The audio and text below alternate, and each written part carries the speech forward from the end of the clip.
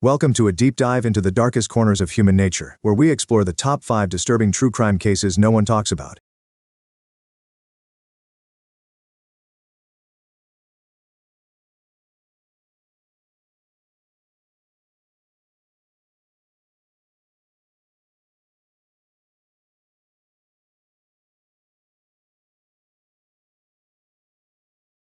Five. The disappearance of the Sauter children.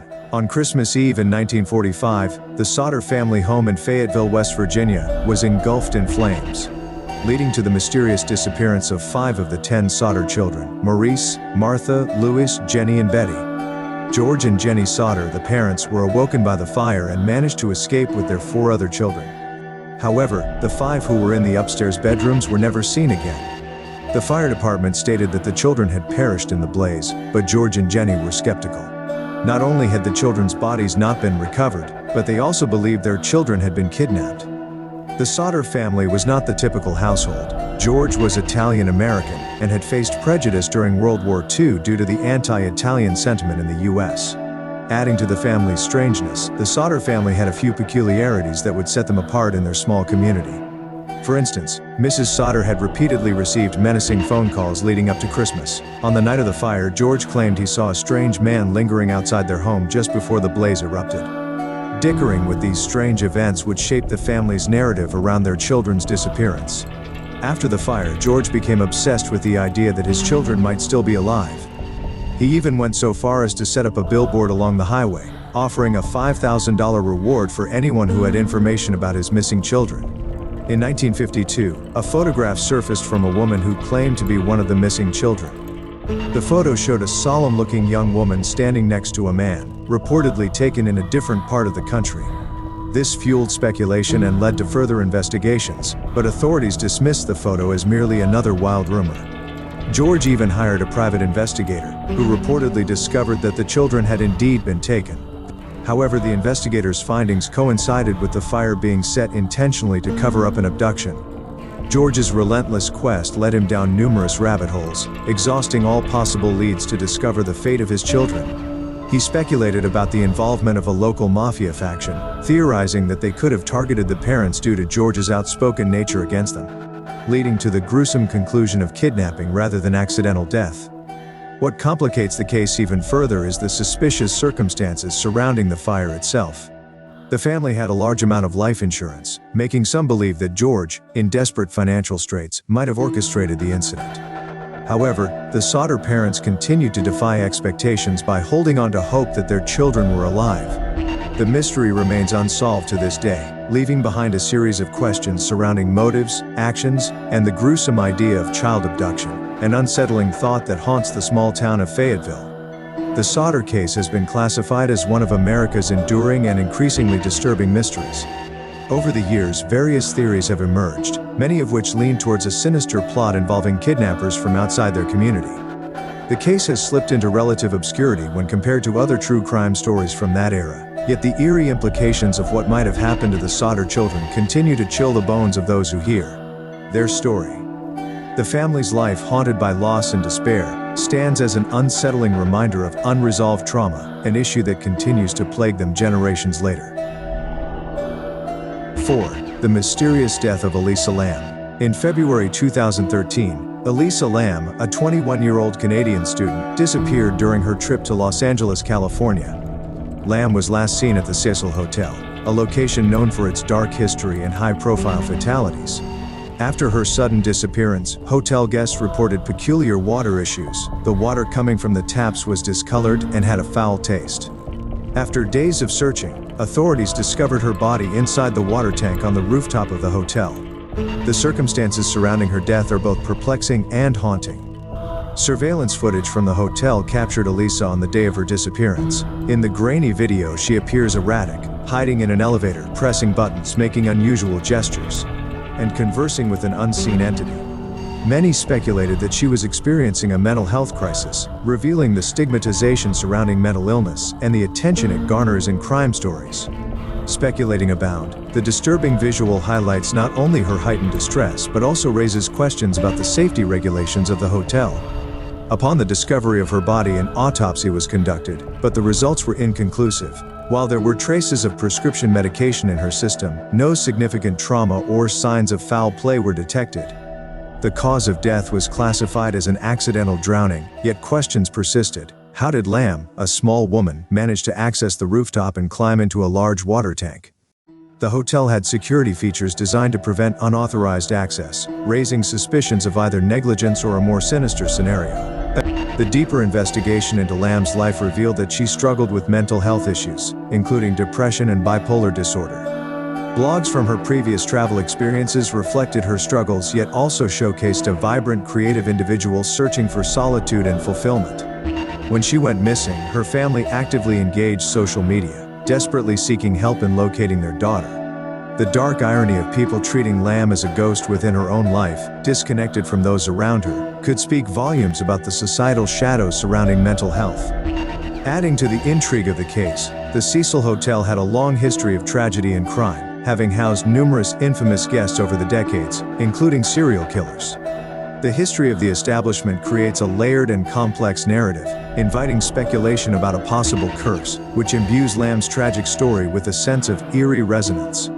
Internet forums erupted with conspiracy theories, investigating everything from supernatural forces to occult implications, which fostered an unsettling narrative around her demise. Alisa Lamb's death serves as a haunting reminder of the complexities surrounding mental health issues and how they are perceived by society. The story encourages a reflection on empathy, retention of humanity, and the often overlooked struggles many endure silently. What remains unsolved in this case is not just the mystery of her untimely demise, but the lingering question of how society, as a whole, chooses to engage or disengage with individuals battling internal crises. The tragedy is a chilling narrative that still reverberates through discussions about mental health, safety, and the elusive search for closure. 3. The murder and kidnapping of the little boy Stephen Stainer. In 1972, 7-year-old Stephen Stainer was abducted while walking home from school in Merced, California. His kidnapper was Kenneth Parnell, a man with a troubled past who lured Stephen into his vehicle by posing as a private investigator. For more than 7 years, Stephen endured a horrific ordeal that would leave scars on him personally and invoke questions around child safety and mental manipulation. Parnell not only abducted Stephen for his own sinister reasons but also brainwashed him into believing he was his son, changing his name and convincing him that his family no longer wanted him. During this time, Stephen was subjected to repeated abuse and manipulation. Parnell radiated authority and molded Stephen's world in a way that allowed him to maintain control over the boy. As a result of this maltreatment, Stephen became detached from his own former identity. At one point, Parnell attempted to kidnap another boy, which led to Stephen's eventual escape. At the age of 14, he found the courage to flee from Parnell, going to authorities, which led to a groundbreaking investigation that unveiled his story. The significance of Stephen's story lies not only within this initial abduction and escape, but also the aftermath and the media splendor that surrounded it. The case gained significant notoriety, eventually inspiring a television miniseries titled, "I Know My First Name is Stephen." Much of the public was fascinated by how this little boy managed to survive such an atrocious situation. The widespread media attention opened dialogues around issues like the psychology of kidnapping, social obligations to recognize and aid the vulnerable, and the long-lasting repercussions on victims and survivors. However, the grim truth was that the psychological scars remained with Stephen long after his return to family and community life. His reintegration was fraught with trauma. Transitioning from a life of fear and confusion to expectations of normalcy proved incredibly challenging. The reality of his childhood had been stolen, leaving a void that sparked deep-seated issues and conflicts that would haunt him into adulthood. He struggled with personal identity and damage stemming from a traumatic past on a path of healing that was anything but straightforward.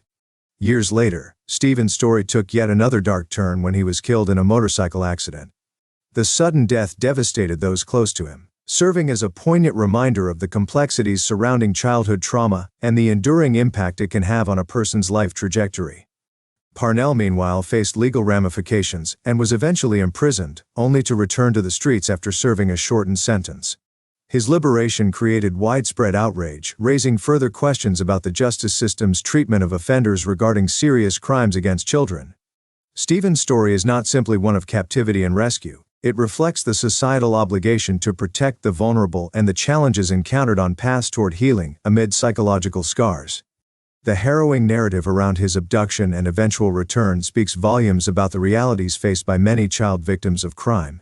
While many remain aware of high-profile children's abduction cases, the intricate layers of Stephen's story remain relatively overlooked and are a haunting testament to survival against horrific odds.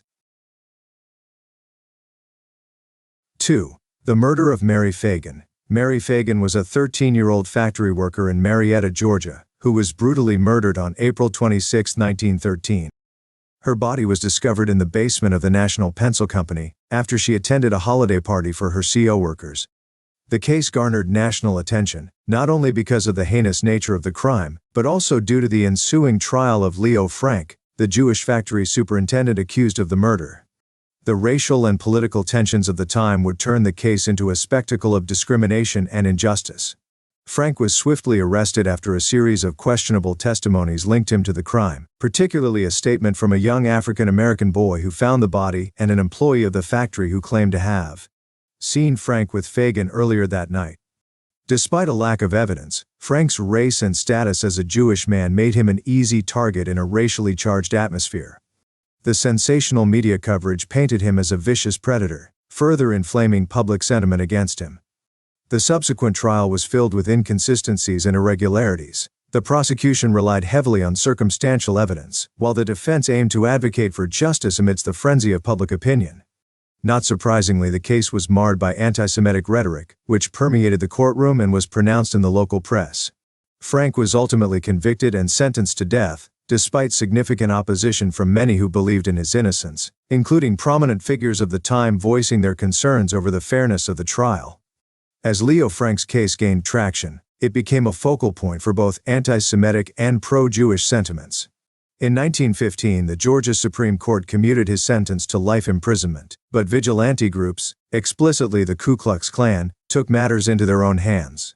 In a chilling display of racial and religious violence, a mob abducted Frank and lynched him in front of a crowd of onlookers. The ghastly act marked a dark chapter in American history, symbolizing the deep-rooted prejudices and injustices that permeated society. The Mary Fagan case and Leo Frank's lynching is not just a story about a young girl lost tragically or a man wrongfully accused. It reflects profound societal issues, including the efficacy of the justice system and the alarming consequences of racial hatred. The broader implications resonated within American culture, drawing attention to the need for societal introspection. Following these events, groups advocating for Jewish rights founded the Anti-Defamation League in response to the rising tide of anti-Semitism. Mary Fagan's name, eclipsed by the high-profile nature of the trial, became enmeshed in the controversies surrounding her murder and the despicable actions that followed. Her tragic fate serves as a stark reminder of how justice can be warped by societal hatred and prejudice, and how a single case can ignite widespread violence and alter the course of a community's narrative forever. Approaching this dark historical chapter provides an opportunity for reflection on how society deals with crime, injustice, and race relations, a conversation that remains pertinent even today. 1. The disappearance of Tara Calico. On September 20, 1988, Tara Calico, a 19-year-old college student, went missing in Belen, New Mexico. An avid biker, she set out on her usual route past the local farms, but she never returned home. Tara's disappearance sent shockwaves throughout the small community, prompting an exhaustive search led by the local authorities, family, and countless volunteers. Despite the efforts, no signs of Tara were found, and her case quickly faded into the realm of cold cases, until a Polaroid photo surfaced 2 years later that reignited the haunting mystery. The photo, discovered in a convenience store by a couple looking through a collection of found photographs, depicted a young woman and a boy bound and gagged, raising immediate concerns for Tara's safety. The unsettling image seemed to indicate that the two were kidnapped, and speculations began swirling about whether the woman might be Tara herself. The police launched an investigation into the origins of the photo, attempting to identify the subjects captured in the disturbing image. Despite public outcry and continued investigation, authorities concluded that the young woman in the photograph was not Tara. Nevertheless, the image and its implications lingered ominously over her case, leading to widespread media coverage and wild conspiracy theories.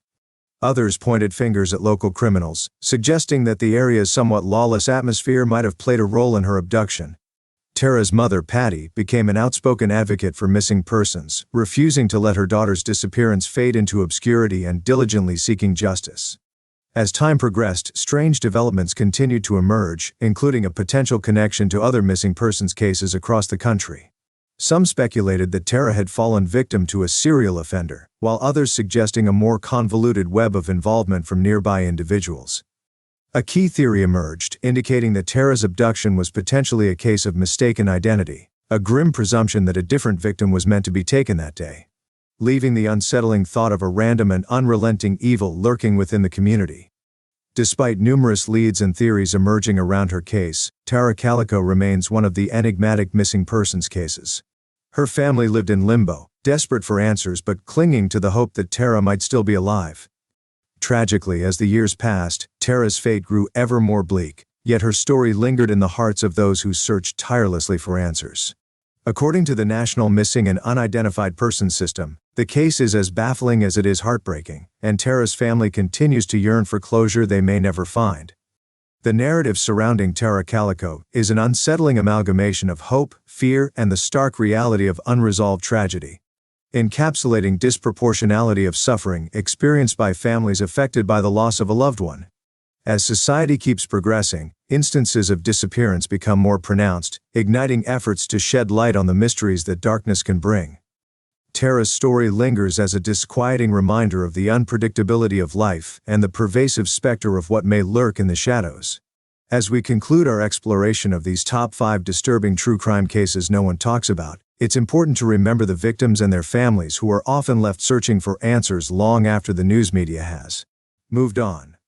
The chilling narratives reveal not only the grotesque realities of crime but also the deep-seated societal issues that allow such tragedies to occur.